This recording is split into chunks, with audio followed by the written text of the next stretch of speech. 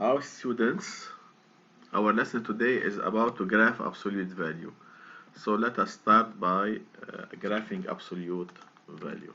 So suppose I want to graph y equal absolute value of x. So what do? I take the value that make inside to be 0. So the value that make inside to be out inside the absolute value 0 is 0. So I do a table of points, particular points. I put 0 in the middle, this point. I take a number before, for example, -1, and a number after. So I replace. If you replace by -1, absolute value of -1 is 1.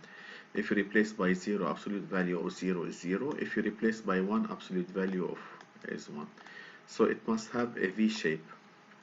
So here, if you put -1, you have 1. If you put 0, you have 0. If you put 1, you have 1. So as you can see, it's a V shape. And it goes up. You can take, for example, 2. It will be 2, -2, 2, and so on. Let us take more example.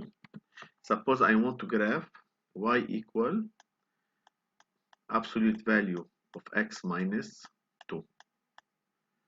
So I take inside the absolute value, I equate it to 0.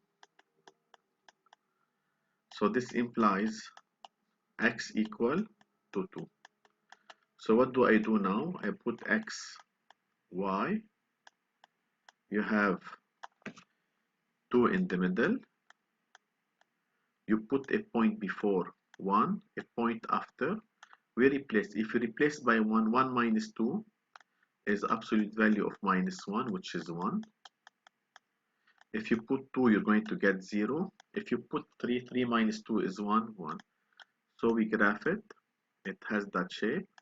1 is 1. 0, it's 2. 3,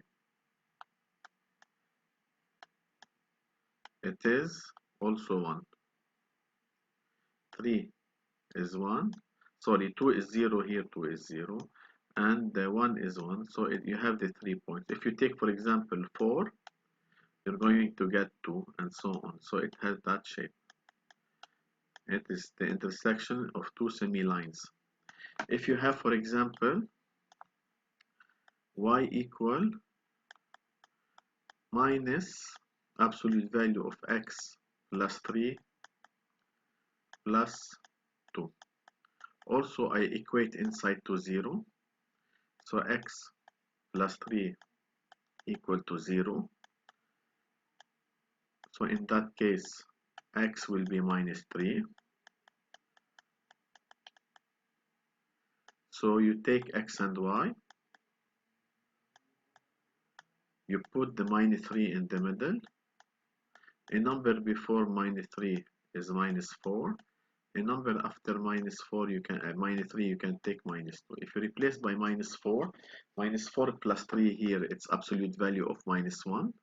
So you're going to get minus absolute value of -1 plus 2. Absolute value of -1 is 1, but you have minus before.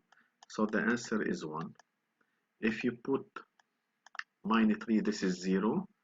So it will be 2, 0 plus 2 is 2. If you put -2, it will be absolute value of 1 and minus before, so it's 1. So if you want to graph it, it will be, if you take x minus 4, it is 1. If it's -3, it is 2. Here 2, 1, 2. If it's -2, it's 1. Because before the absolute value is negative, it will be a reverse V. It will be an upper V, a V, ordinary V, if before is positive, but if before negative, it will be a reverse one. So let me graph now another one, -2, absolute value of x minus 4 plus 6.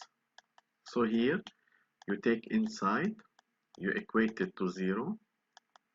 So in that case, x will be equal to 4. So now, same, you take x and y.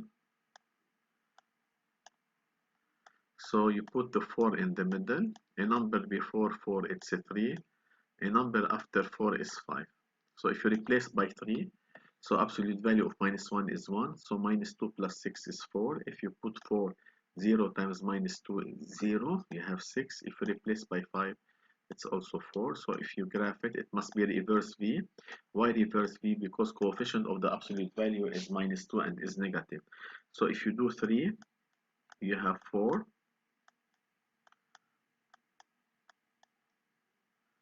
It's here. If you have 4, it's 6. If you have 5, it is 4. So it is a reverse V.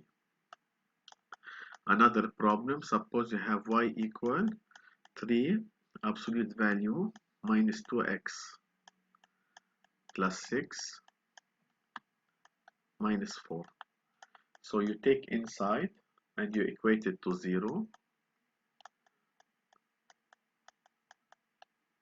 So in that case, x will be 3. So what do we do now?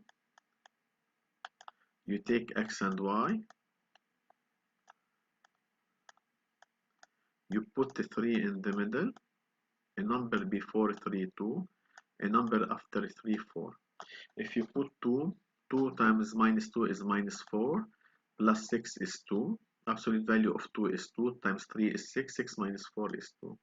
If you put 3, this is all 0. 3 times 0, 0 remains minus 4. And if you put 4, it's 2 times 3, 6, 6 minus 4 is 2. So it must be a V because coefficient of the absolute value is a 3 and 3 is positive. So 2 is 2.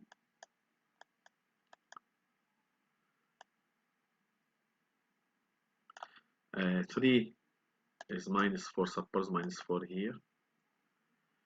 Okay. 4 is 2. So this is my graph I have. It must be upper. So this is my 2 semi-lines.